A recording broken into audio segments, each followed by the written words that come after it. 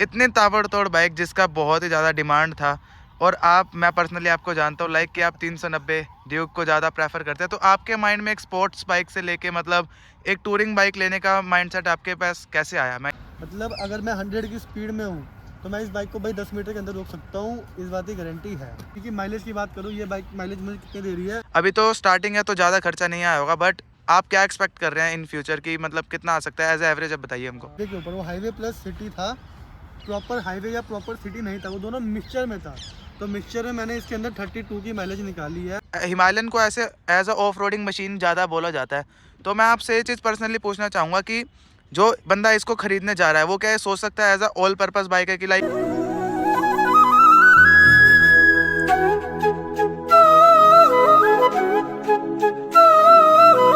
तो hi everyone, जय Balaji, welcome back to Code Rider. स्वागत है आपका फिर से एक वीडियो में। तो यार आज आप ऐसे थंबनेल देख के समझ गए होंगे, आज अपन करने जा रहे हैं ओनरशिप रिव्यू हिमालयन 452 का, जिसकी हमने डिलीवरी की वीडियो भी डाली थी। अगर आपने वो नहीं देखी तो देख लेना। तो 452 हिमालयन डिलीवरी के बाद जिस भाई ने चलाई उसको 500-600 किलोमीटर चला दिया है और फर्स्ट सर्विस भी उसकी हो चुकी है। तो उनसे आज लेंगे ओनरशिप रिव्यू और आपको उनके बारे में बताएंगे। पूरी डिटेल वीडियो होगी। करते हैं व्लॉग की शुरुआत। भाई लोग, ये वही हिमालयन है जो हमने ली थी डिलीवरी इसकी, और आज इसी का करेंगे अपन ओनरशिप रिव्यू। तो वैसे लुक में तो इसका कोई तोड़ ही नहीं है, क्या धांसू लुक लग रहा है। अब सिनेमैटिक देख लो पहले।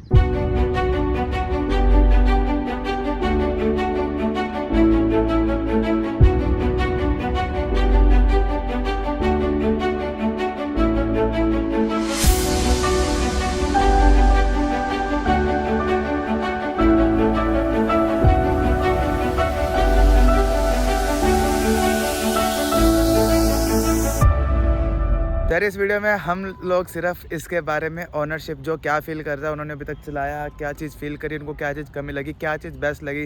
वैसे इस बाइक का तो कोई तोड़ ही नहीं है ऑफ रोडिंग के मामले में, पर उनसे पूछेंगे कि उन्होंने सिटी में भी चलाया, उनसे ईच एंड एवरीथिंग हम डिस्कस करेंगे। और मेन चीज़ मैं बताना चाहूँगा कि इस वीडियो में हम इसकी स्पेसिफिकेशंस नहीं बताएंगे। लाइक इससे पहले मैंने वीडियो बना रखी है प्रॉपर जिसमें स्पेसिफिकेशन बताया, उसका रिव्यू, तो वो ज़रूर देख लेना। इसमें हम सिर्फ उनका ओनरशिप जानेंगे, उनका पॉइंट ऑफ व्यू जानेंगे, उन्होंने क्या फील करा।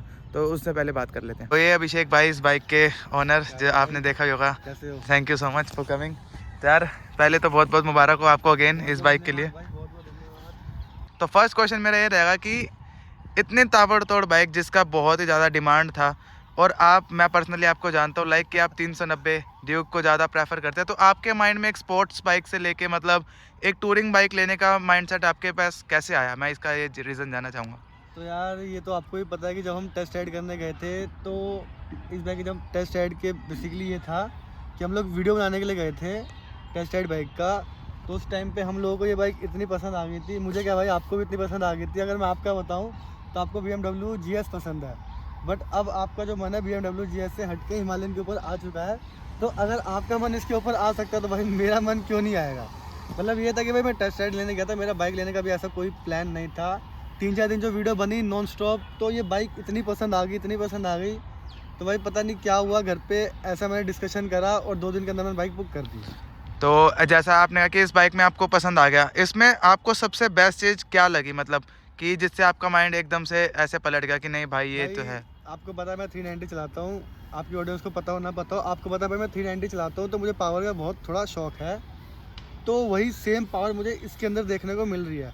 लाइक जब कमल मेरी 390 चला रहा था और मैं इसको टेस्ट राइड वाली बाइक को राइड कर रहा था, तो उस टाइम पे जब एक थ्रोटल लिया हम दोनों ने, तो उस टाइम पे अगर मैं पावर का डिफरेंस बताऊं, दोनों के एक्सीलेटर में जो डिफरेंस था वो कह लो 19 से 20 का फ़र्क होगा। और मेरा वेट थोड़ा कमल से कह लो 15-20 किलो ज़्यादा है। बट उसके बाद भी कमल जब चला रहा था हिमालयन को और मैं चला रहा था, तो दोनों की जो बाइक थी कह लो एक लेवल पे थी, ना कोई आगे ना कोई पीछे। तो अगर हिमालयन में कोई हल्का बंदा चलाता है जो कमल की वेट कम होता है, जैसे आप चलाते हैं अगर हिमालयन को और कमल चलाता है मेरी 390 को, दोनों अप्रोक्स सेम वेट के हो, तब मैं कह सकता हूँ परफॉर्मेंस मोड पे हिमालयन जो है आगे निकल जाएगी। टॉप एंड में हो सकता है कि भाई 390 को बीट ना कर पाए, बट इनिशियल जो इसका है वो काफ़ी अच्छा है। तो वही रीज़न था यार, मुझे पावर जो है काफ़ी पसंद आई, तो मैंने उस वजह से ली। और सेकंड रीज़न ये भी था कि आपको पता है मैं टूरिंग वगैरह करता रहता हूँ। 390 मैंने अभी तक टूरिंग करी है 2.5-3 साल से, बट इसमें पावर मुझे मिली और साथ में टूरिंग बाइक है, तो मैंने सोचा क्यों ना यार इस बार कमाल करते हैं और एक बाइक ले लेते हैं टूरिंग वाली। तो लाइक आपने अभी जैसे मेरे को बताया कि आपको टूरिंग पर्पज़ के लिए भी जाना होता है और पावर भी चाहिए होती है आपको कहीं ना कहीं, तो हिमालयन को ऐसे as a off roading machine ज़्यादा बोला जाता है। तो मैं आपसे ये चीज़ पर्सनली पूछना चाहूँगा कि जो बंदा इसको ख़रीदने जा रहा है वो क्या ये सोच सकता है as a all purpose bike है कि लाइक सिटी में भी काम आएगी, या फिर ऑफ रोडिंग के लिए तो है ही, हाईवेज़ के लिए भी है ही, तो क्या इसको हम कह सकते हैं it's a all purpose bike या नहीं? तो यार सबसे पहले मैं आपको ये बताना चाहूँगा, जो मेरी बाइक है कितने किलोमीटर चली, पहले आप ये दिखाओ। यहाँ पे अभी जो हिमालयन का लोगो आता है यार, क्या ही प्यारा लगता है। तो आपको यहाँ पे दिख पा रहा होगा, जो बाइक है 493 किलोमीटर चल चुकी है। मीटर को करते बंद, अदरवाइज बैटरी डाउन हो जाती है। ठंड का टाइम चल रहा है, आपको पता है दिल्ली में। तो सीन ये है कि भाई 500 किलोमीटर में मुझे क्या लगता है कि इसको हम ऑल पर्पज़ यूज़ कर सकते हैं, नहीं कर सकते हैं। वैसे मैं आपको बताता हूँ, मुझे वीडियो बनानी थी कि सिटी राइड में आप इस बाइक को चला सकते हो, नहीं चला सकते हो, पर पहले ओनरशिप में आपने क्वेश्चन उठा लिया है तो मैं आपको बता ही देता हूँ। तो सीन ये है कि भाई अभी तक तो मैं मतलब हाईवे पे राइड करने नहीं गया हूँ, सिर्फ एक संडे राइड करी है मैंने हिमालयन के साथ। उसमें ही मैंने एक माइलेज टेस्ट बनाया था, उसके ऊपर अभी हम बाद में बात करते हैं माइलेज को लेके। बट अभी जो बात है वो है सिटी प्लस हाईवे पे आप दोनों जगह पे इस बाइक को यूज़ कर सकते हो या नहीं कर सकते हो, तो क्वेश्चन ये है। तो अगर मैं हाईवे की बात करूँ या ऑफ रोड की बात करूँ, तो ये बाइक भाई उसी के लिए बनी है, उसके लिए तो मुझे कह लो आंसर देने की ज़रूरत ही नहीं है। मेन मुद्दा है भाई सिटी में ये बाइक वर्क करेगी या नहीं करेगी, हीटिंग का इशू कितना देखना पड़ेगा कितना नहीं देखना पड़ेगा, मैं वो आपको बताता हूँ। तो अगर मैं सिटी में बात करूँ तो जो इसकी हैंडलिंग है, जो अगर आप इस पर बैठते हो, लाइक अगर मैं बैठ के दिखाऊँ आपको, तो ये जो आपकी पोजीशन है ना भाई, मतलब 390 भाई मेरा लव है। बट इसकी हैंडलिंग मुझे 390 से काफ़ी अच्छी लगी, क्योंकि अगर मैं हैंडल को यहाँ पे टर्न करके दिखाऊँ तो ये चेक करो आप, जो हैंडल है वो लेफ़्ट और राइट साइड पे काफ़ी हद तक मुड़ जाता है। मतलब जो नॉर्मल बाइक्स है, अगर मैं उनकी बात करूँ तो नॉर्मल बाइक्स के जो हैंडल मुड़ते हैं उसके मुकाबले ये कह लो 30% मोर, मतलब 30% और ज़्यादा ये मुड़ जाता है। जो कट्स वगैरह लेने में आपको काफ़ी मज़ा आएगा, जो आपकी पोजीशन वो थोड़ी ऐसे रहती है, तो उस केस में आपको जो कट्स वगैरह लेने में काफ़ी मज़ा आता है। और हीटिंग इशू की बात करो तो भाई अभी तक मैंने हीटिंग इशू नहीं फेस करा है। और भाई बाइक में काफ़ी नोटिस करता हूँ, ऑफ रोडिंग जिस दिन मैंने करी थी उस दिन मैंने इसमें थोड़ी बहुत कह लो रेडिएटर को चलते हुए देखा। बट यहाँ पर सिटी राइड जब मैं कर रहा हूँ तो भाई रेडिएटर उतना वर्क नहीं कर रहा, जो इंजन है उतना हीट नहीं हो रहा। समर के टाइम पे भाई मेन इशू हमें पता चलने वाला है कि हाँ भाई इंजन कितना हीट होता है, क्योंकि आरी की बाइक है तो हीटिंग इशू भाई रहता है, क्योंकि आरी आज तक लिक्विड कूल नहीं देता है। बट आरी ने फर्स्ट टाइम हिमालयन के अंदर लिक्विड कूल इंजन बना दिया है 450 सीसी के अंदर। तो मतलब अगर मैं बात करूँ ऐसे इंजन के साथ, अगर आप सिटी राइड करना चाहते हो तो आपको कोई इशू फेस नहीं करना पड़ेगा। बेसिकली अगर आपको डाउट है कि हाँ भाई ओनरशिप रिव्यू बंदा ले रहा है, हो सकता है भाई गलत बोल रहा हो, टूरिंग बाइक है, तो आप भाई शोरूम जाओ, आरी के किसी भी शोरूम चले जाओ, टेस्ट राइड की बाइक्स अवेलेबल है, आप चलाओ, आपको खुद पता चल जाएगा कि हाँ भाई ये बाइक सिटी में राइड करने लायक है या नहीं है। आप खुद समझ जाओगे भाई यार ये बाइक कितनी ही प्यारी है, मतलब मैं आपको बता नहीं सकता हूँ। हाईवे पे जब जाऊँगा तो भाई उसका अलग आनंद आने वाला है, उसकी जो रिव्यूज़ है वो अलग बनेंगे। बट अभी अगर लोकल की मैं बात करूँ, लोकल में जितनी बाइक चली है, मतलब 390 मैंने शायद ही चलाई होगी 15 या 20 दिन में। मेरे को अप्रोक्स बाइक ले हुए 18 दिन के आसपास हो गया। आपको पता ही है मनाली से आते ही डायरेक्ट हमने बाइक परचेज़ करी थी, तो 18 दिन में इसको मैंने 500 चलाई है। और जो अपनी 390 है उसको मैंने उतना नहीं चलाया है, और कहीं ना कहीं भाई 390 से दिल इस पर शिफ्ट हो रहा है। हालांकि उस बाइक को हम बेचेंगे नहीं भाई, वो पहला प्यार है, पहला ही रहेगा। बट ये बाइक अगर मैं सिटी के हिसाब से आपको बताऊँ तो अच्छी बाइक है। ये नहीं कह सकता कि प्रॉपर आप सिटी में इसको चला सकते हो, क्योंकि बाइक बहुत बल्की है। और दिल्ली जैसी जगह में तो भाई जो ट्रैफिक के काफ़ी होता है, तो वहाँ पर बड़ी बाइक्स को निकालना ट्रैफिक के अंदर से काफ़ी मुश्किल है। क्योंकि ड्यूक वगैरह जैसे मेरी बाइक है, कोई भी अदर बाइक्स होगी, चाहे अपाची आरटीआर ले लो या फिर कोई भी कंपनी की आप बाइक ले लो जो नॉर्मल स्पोर्ट्स नेकेड या स्पोर्ट्स में आती है, वो आप आराम से इजीली कट वगैरह मार के निकल सकते हो। बट इसके अंदर आप कट्स मार सकते हो, बट ट्रैफिक के अंदर से इसको पास करना थोड़ा मुश्किल है। तो जब क्रैश गार्ड वगैरह लग जाएंगे, हैंडल इसका काफ़ी बड़ा है, जो टैंक है इसका काफ़ी ब्रॉड है, तो उस केस में आप ट्रैफिक में से उतनी जल्दी नहीं निकल पाओगे, आपको वेट करना पड़ेगा। ये कह लो पॉइंट है। अगर आप दिल्ली में रहते हो तो आपको ये चीज़ें फेस करनी पड़ेगी। बट अगर आप ये बाइक ले रहे हो तो भाई आप लोगे प्रॉपर टूरिंग के लिए ही, ये मुझे पता है। बट फिर भी अगर सिटी में आप चलाना चाहो तो आपको कोई इशू इसमें देखने को नहीं मिलेगा। तो मैं नेक्स्ट चीज़ पूछना चाहूँगा इसका, जैसे पोस्चर, बोर्डिंग पोस्चर, जो आपने बताया कि बहुत ही इसके हैंडलिंग बहुत पसंद आया, ज़्यादा इसका एंगल काफ़ी बहुत ज़्यादा है अदर्स बाइक के हिसाब से। तो मैं आपसे पूछना चाहूँगा कि आपने इसको 500 किलोमीटर में से आपने वन गो में इसको कितना चलाया, कि क्योंकि मेरे को लग रहा है कि आपने बहुत ही कम दिनों में 500 किलोमीटर इसको चला दिया है, तो वन गो में आपने इसको कितना चलाया, और इसको जो हैंडलिंग करते हुए इसका जो गद्दी है मतलब बैठना, इसका सीट, इसमें क्या कंफर्टेबल आपको कुछ लगा या नहीं लगा, वो चीज़ शेयर करें हमारे साथ। तो भाई टूरिंग बाइक है तो कंफर्टेबल तो देखो होनी है, चाहे हैंडलिंग को ले लो चाहे सीट को ले लो, इसको तो हम चलो साइड कर सकते हैं, क्योंकि अगर टूरिंग बाइक आप ले रहे हो तो उसके अंदर आपको हैंडलिंग और जो सीट की कुशनिंग है वो अच्छी ही देखने को मिलेगी।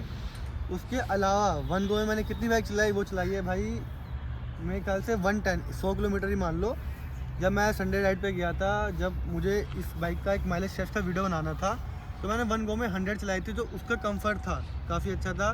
मैंने अपनी वीडियो के अंदर ही बोला था कि भाई मैं 390 जो मैं ऑन करता हूँ, जो स्पोर्ट्स नेकेड है, उसको मैं वन गो में 250 किलोमीटर चला लेता हूँ। तो अगर मैं इसके ऊपर बैठूँगा तो भाई आप कह लो उससे ज़्यादा ही चलाने वाला हूँ। तो उस लेवल से अगर कंफर्ट बताऊँ तो काफ़ी अच्छा है। आप चाहो तो इसके अंदर टूरिंग सीट्स भी लगवा सकते हो, टूरिंग सीट्स भी आती है।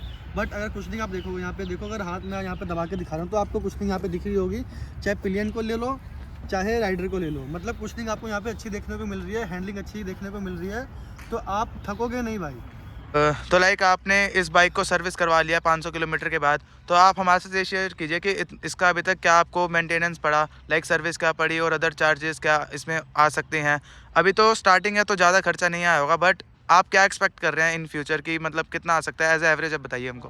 अगर मैं आपको बताऊं तो मेंटेनेंस में क्या चीज़ें आती है, सबसे पहले मैं वो बात कर देता हूँ। तो उसके अंदर भाई आपकी बाइक की सर्विस आती है, चैन सेट आता है, ब्रेक पैड्स आते हैं, मेरे ख्याल से यही चीज़ें होती है, और एक पेट्रोल जितना जलेगा बाइक के अंदर।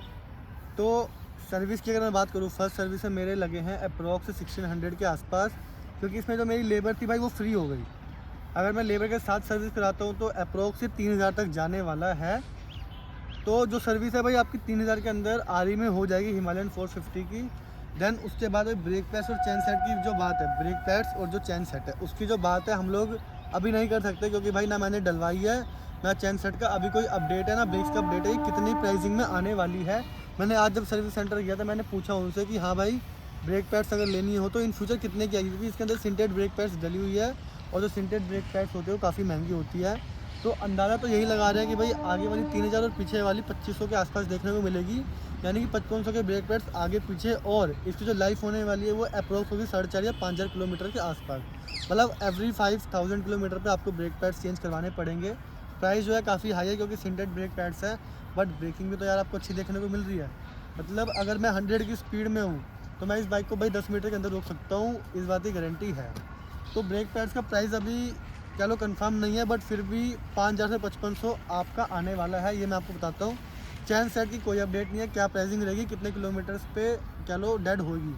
बाकी चैन सेट तो भाई अपने ऊपर डिपेंड करता है, आप चाहो तो भाई 10,000 पे भी ऐसी तैसी कर दोगे, आप चाहो तो 20,000 किलोमीटर भी कुछ नहीं होने वाला है। बट जो चैन सेट होते हैं चाहे कोई भी कंपनी को, मैक्सिमम अगर चैन सेट होगा, मैक्सिमम में अगर आपको बताऊँ तो मैक्सिमम चैन सेट होता है अप्रोक्स 18 से 20,000 किलोमीटर। 390 में मैं 20,000 किलोमीटर आराम से खींच देता था, क्योंकि जो मैं राइड हो जाता है, रैश नहीं करता हूँ, रैश करता हूँ व्हीली वगैरह ही मारता हूँ, बट हाईवे पर जब जाता हूँ तो उतनी रैश राइड नहीं होती है। तो जो मेरा चैन सेट है वो 18 से 20,000 किलोमीटर चल जाता है।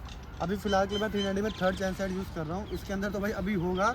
तो चैन सेट कब यूज़ होगा भाई, नेक्स्ट टाइम जब बाइक ज़्यादा चलेगी तब फिर एक बार ओनरशिप रिव्यू ले लेना, फिर अपनी ऑडियंस को बता देना। हाँ बिल्कुल बताएंगे। बट उसके बाद अगर मैं पेट्रोल यानी कि माइलेज की बात करूँ, ये बाइक माइलेज मुझे कितनी दे रही है, मैंने आपको बताया इससे पहले वाले पॉइंट में, जो मैंने वन गो में बाइक चलाई थी वो चलाई थी 100 किलोमीटर।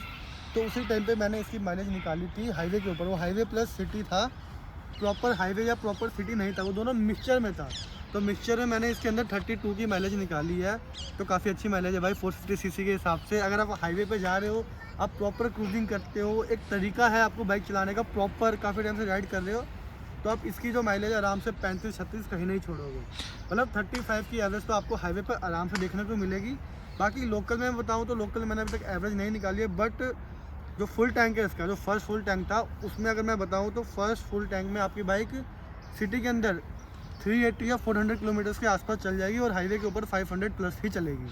तो मतलब अगर आप हाईवे पे जा रहे हो तो 500 के बाद आप पेट्रोल डलवाई दो, रिस्क लेने का कोई फ़ायदा नहीं है। तो जैसा आपने बोला कि आपने एवरेज इसका निकाला 32 के आसपास, तो उस टाइम आपने क्रूजिंग की जो आपकी स्पीड है वो क्या रही होगी, वो भी हमारे साथ शेयर करें। यार फर्स्ट सर्विस उस टाइम पे नहीं हुई थी, तो जो मेरी क्रूजिंग की स्पीड थी वो थी 4000 आरपीएम के अंदर, और मैक्सिमम जो स्पीड थी मेरी 80 गई थी।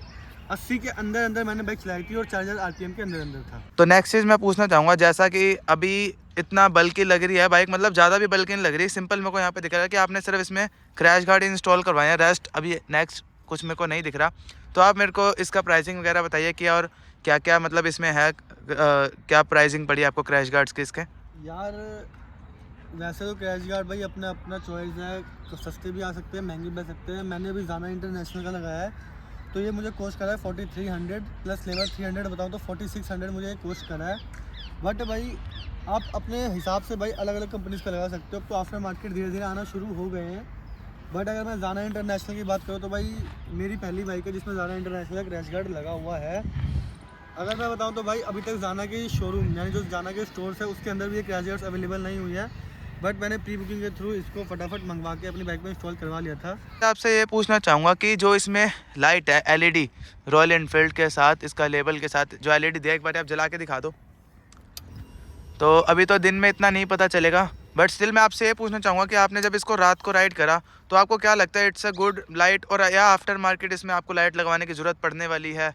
क्या कहना चाहेंगे इसके बारे में? तो अगर मैं बात करूँ सिटी राइड की, अगर आप नॉर्मली बाइक परचेज़ कर रहे हो, आपका व्लॉगिंग से कोई लेना देना नहीं है, तो उसके हिसाब से अगर मैं आपको बताऊं तो भाई लाइट्स बहुत है, आपको एक्स्ट्रा लाइट्स लगवाने की ज़रूरत नहीं पड़ेगी। वो आपकी चॉइस है। अगर हाँ आपको ओवर ब्राइटनेस रोड पे दिखानी है या हाँ मुझे और ज़्यादा क्लियर दिखे तो आप लगवा सकते हो। बट अगर आप सिटी राइड करो तो आपको ज़रूरत नहीं है। बट अगर मैं व्लॉगिंग पर्पज़ से बताऊँ तो भाई आपको लाइट लगवानी ही पड़ेगी, क्योंकि जो अपने कैमरे होते हैं, जो गोप्रोज होते हैं या फ़ोन के कैमरे होते हैं, उसके अंदर मैं आपको बताऊं तो जो लाइट है वो प्रॉपर चाहिए होती है रोड वगैरह पे सीन दिखाने के लिए। तो इसकी लाइट जो है उतनी कह लो नहीं होगी, तो आपको एक्स्ट्रा लाइट लगवाने की ज़रूरत पड़ सकती है यहाँ पे। तो लास्ट क्वेश्चन इसके साथ इस वीडियो को यहीं पे रैप अप करते हैं। तो मैं आपसे ये पूछना चाहूँगा कि इसमें एडवांटेजेस तो लाख भर हैं, मैं एडवांटेजेस की तो बात ही नहीं कर रहा हूँ क्योंकि ये भी पर्सनली मेरा प्यार है, मेरे को भी बहुत ज़्यादा पसंद है ये बाइक। पर मैं आपसे ये चीज़ पूछना चाहूँगा कि इसमें आपने अभी तक मतलब कुछ नेगेटिव फील करा, जिस चीज़ से आपको थोड़ा इरिटेशन हुई लाइक, या आपने कुछ भी फील नहीं करा, वो चीज़ हमको बताओ। भाई नेगेटिव तो अगर मैं बताऊं तो मैंने अभी तक ऐसा कुछ फील करा नहीं है। बस एक ही चीज़ है, वो सबको पता है कि हाँ बस ट्यूबलेस इसमें आ जाए तो ये बाइक जो है टोटली प्लस में हो जाएगी, माइनस पॉइंट रहेगा ही नहीं इसके अंदर। सिर्फ एक वही पॉइंट है जो मुझे लगता है कि ट्यूबलेस का इंतज़ार है। बाकी एक वीडियो और मैंने बनाई थी, अगर उस पॉइंट की बात करूँ तो वो था गूगल मैप। तो गूगल मैप का मैंने थोड़ा सा बताया था कि इसके अंदर गूगल मैप जब आप कनेक्ट करते हो तो उसके अंदर आपको अपनी फ़ोन की स्क्रीन भी ऑन रखनी पड़ती है, तो जिस वजह से भाई फ़ोन की जो बैटरी है वो जल्दी ड्रेन होती है। तो वो पॉइंट मुझे नेगेटिव में मुझे लगता है, वो भाई लोगों को लगे ना लगे वो उनकी चॉइस है। उसको भी अगर मैं इग्नोर कर दूँ तो सिंगल पॉइंट सिर्फ ट्यूबलेस का बचता है। यानी कि अगर ट्यूबलेस इसके अंदर आ गया तो भाई बाइक टोटली पॉजिटिव पॉइंट में, नेगेटिव बचेगा ही नहीं इसके अंदर। तो ये था कुछ इनका एक्सपीरियंस, और जो कि मेरी बाइक जो मेरे को बहुत ही ज़्यादा पसंद है, इन फ्यूचर हो सकता है मैं भी इसको परचेज़ करूं। तो बस इस वीडियो को यहीं पे करते हैं एंड। होप आपको वीडियो हेल्पफुल लगी होगी, और जो इस वीडियो को यार बस यहीं पे एंड करते जाते थे, वीडियो को कर देना लाइक और चैनल को कर देना सब्सक्राइब। मिलते हैं ऐसे किसी नेक्स्ट वीडियो में। Till then bye bye, take care, Har Har Mahadev. तेरा हो गया तो टायर्ड, मैं higher higher higher higher higher